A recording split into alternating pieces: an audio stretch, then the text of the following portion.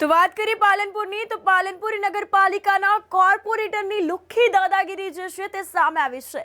ત્યારે સ્થાનિક લોકો ગટરની રજૂઆત કરવા સ્થાનિક કોર્પોરેટરના ઘરે ગયા હતા અને ત્યારે સ્થાનિક કોર્પોરેટર અને પૂર્વ નગરપાલિકા પાણી પુરવઠા ચેરમેન શાંતિલાલ પઢિયાર પર યુવતીએ માર માર્યાના આક્ષેપ કર્યા હતા। તો પાલનપુર વોર્ડ નંબર 1 માં આવેલી ગોરવાડી વિસ્તારની બાજુમાં છેલ્લા કેટલાય મહિનાઓથી ગટરનું દૂષિત પાણીને લઈને અનેકવાર રજૂઆત કરવામાં આવી હતી। ત્યારે સ્થાનિક લોકો રજૂઆત કરવા જતા કોર્પોરેટરે ધક્કા માર્યાના આક્ષેપો કર્યા હતા। જો કે સ્થાનિક કોર્પોરેટર અને તેના પિતા નગરપાલિકાના પૂર્વ પાણી પુરવઠાના ચેરમેને મન ફાવે તેમ ગાળો બોલી હતી તેવું પણ સ્થાનિકો દ્વારા આક્ષેપ કરવામાં આવ્યા છે। પરંતુ સ્થાનિક લોકોને છેલ્લા 6 મહિનાથી ગટરની સમસ્યા અંગે રજૂઆત કરી હોવાનું તેઓએ જણાવ્યું હતું। આ અંતર્ગત કોર્પોરેટરે યુવતીને ધક્કા મુક્કી કરી માર માર્યા હોવાના આક્ષેપો પણ સ્થાનિક લોકો દ્વારા કરવામાં આવ્યા છે। અમે ગરીબ છીએ એનો મતલબ એવું કે અમને મારો। હા, એ રૂપિયાવાળા એટલે એમનો રૂપિયાનો પાવર બતાવે મારવા આયા ઉપરથી। અમે એવું બી કીધું કાકા તમે આવી રીતે અમારથી ના વર્તો, તો કે ના અમને ખબર પડે છે કે કેવા લોકોથી કેવી રીતે વર્તવું, એવી રીતે કહેવાય। મને બહુ મારી સાહેબ। કાલે રાત્રે અમે ગટરનું કહેવા ગયા હતા। અમારે ત્યાં કેટલાય સમયથી ગટરની સમસ્યા ઊભી જ છે। અમે ઘણી વખત ભૂગર્ભમાં, પછી નગરપાલિકામાં, પછી શાંતિભાઈ પઢિયાર છે જે પ્રમુખ, એમને અમે બધું અરજી આપી। નગરપાલિકાની બધા અમારી સોસાયટીની લેડીઝો બધા અમે ત્યાં અરજીઓ આપી જઈને આવ્યા। મતલબ ઘણી વખત તો અમને 10 દિવસ, 15 દિવસ, મહિનો, 20 દિવસ, અમને છેલ્લે નવરાત્રિ હતી ને ત્યારે અમે ગયા હતા। એમને અમને 10 દિવસનું કીધું હતું। ત્યાર પછી અમે કાલે ગયા, કાલે રાત્રે બધા। તો અમે શાંતિથી એમને કીધું કે અમને અમારે ત્યાં ગટરની, તમે એમ કહો છો નગરપાલિકા કે સ્વચ્છતા રાખો, પણ અમારે ત્યાં ગટરની તકલીફ છે કાકા, ક્યારે થશે? તો એમને કીધું કે કાલે હું આવું પછી ડાયરેક્ટ। પછી એમને કીધું કે કાકા સારું, તમે એવું દર વખતે કહો છો, અમને એવું બી કહો છો કે કાલે આવું, 10 દિવસ પછી આવું, મહિના પછી થઈ જશે, દર વખતે અમને એવું કહો છો। તો કે હવે વધારે કે કહો છો તો 5 મહિના સુધી નહીં થાય। તો અમે એવું કીધું કે કાકા 5 મહિના સુધી નહીં થાય તો પછી અત્યાર સુધી ચોમાસું આવી જશે।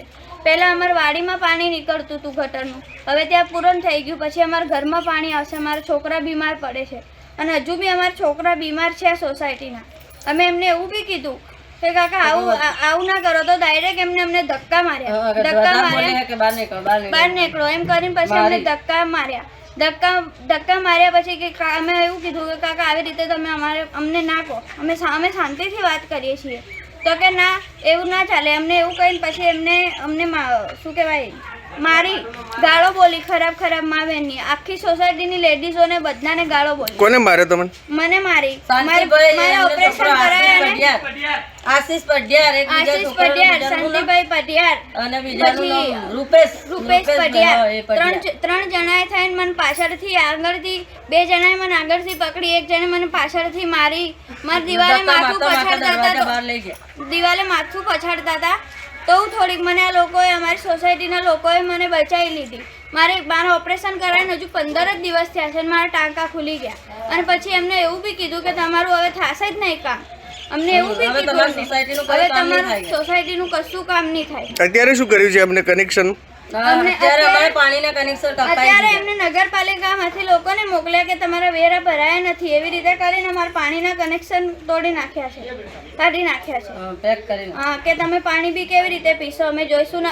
અને મારા પપ્પાને એવી ધમકી આપીને ગયા કે તું ક્યાંય નીકળી જઈશ અને ખોવાઈ જઈશ ને ઉપર તને પતાવી દઈશું, મારી નાખશું।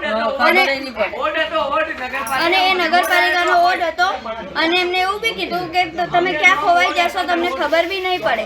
અમને અત્યારે બી આવીને એવી ધમકી આપીને ગયા છે। તમે પોલીસને જાણ કરી છે આના વિશે? હા, કાલે રાત્રે અમે પોલીસ ફરિયાદ કરી છે, તો એમને કીધું સવારે આવશે પોલીસ વાળા, તમને બોલાવશે નહીં તો અમારા ઉપર ફોન આવ્યો ને એમને બોલાયા નહીં। અમને કોઈ હજુ કહેવા બી નથી આવ્યું, પોલીસ વાળા કોઈ અમને લેવા બી નથી આવ્યા કે સાક્ષીમાં કે ભાઈ શું થયું છે શું નહીં, કે એમને અરેસ્ટ બી નથી કર્યા। હવે વાત એવી થઈ છે કે રાત્રે 10 થી 12 લેડીઝો અમારા ઘરે આવ્યા હતા। હવે વાત એમને ભૂગર્ભના પ્રશ્નની હતી, એટલે આપણે એમને એમ જ જવાબ આપ્યો હતો કે તમારો વિસ્તાર ખાડામાં છે, બરાબર, એટલે આપણે પાણી ઉપર લઈ જવા માટે એવો અત્યારે નિકાલ આપણે આયોજન કરેલું જ છે, પણ મેં કીધું હાલ પૂરતા તમે લોકો 100 કુવા બનાવડાવી દો. તો એ લોકો કે અપશબ્દો વાત કરવા કે તમને શેના માટે હું બોલી નથી શકતો, એ રીતે વાત કરી એમને અપશબ્દોમાં કે હું તમને મીડિયા પર અત્યારે બોલી નથી શકતો. એટલે પછી મેં એમને એમ કીધું મેં આ બેનને તમે બહાર જ મૂકી દો તો જ આપણે ચર્ચા કરી શકશું. તો કે ના એ બેન નહીં, પછી અનપસનપ એમ ગાળો કહેવાય ને એ ભાષામાં એને વાત કરી. અને પછી અત્યારે એમને 2 દિવસથી વેરો ભરતા નથી, એટલે વેરા માટે આપણે કરીને માણસો ત્યાં આગળ મોકલેલા હતા. અને અત્યારે મીડિયામાં પણ હું તમને બતાવી શકું કે લગભગ 25,000 કે 26,000 જેવો વેરો એમનો બાકી છે. એટલે આપણે અત્યારે જે ભૂતિયા કનેક્શનો હોય કે પછી ઝુંબેશ અત્યારે ચાલુ જ છે આપણી આ જે પાણીનો બગાડ કરતા હોય, એટલે એમના ઘરે તપાસ કરતા એમના 3 કનેક્શન નીકળ્યા. વેરો એ લોકો એકલો જ ભરે છે, બરાબર. અત્યાર સુધી 25 થી 26,000 નો વેરો એમનો ટોટલી બાકી છે. એટલે આ વેરો જે બાકી છે એના લીધે આક્ષેપ અમારા ઉપર કર્યો કે એમને અમારા જોડે મારઝૂડ કરી. એવું છે જ નહીં. યુવતી આક્ષેપ કર્યા છે, આપ શું કહો છો કે મારઝૂડ કર્યા છે એના લીધે? એ ખોટી વાત છે. એ બેનને અમે બહાર જ મૂકી દીધા હતા.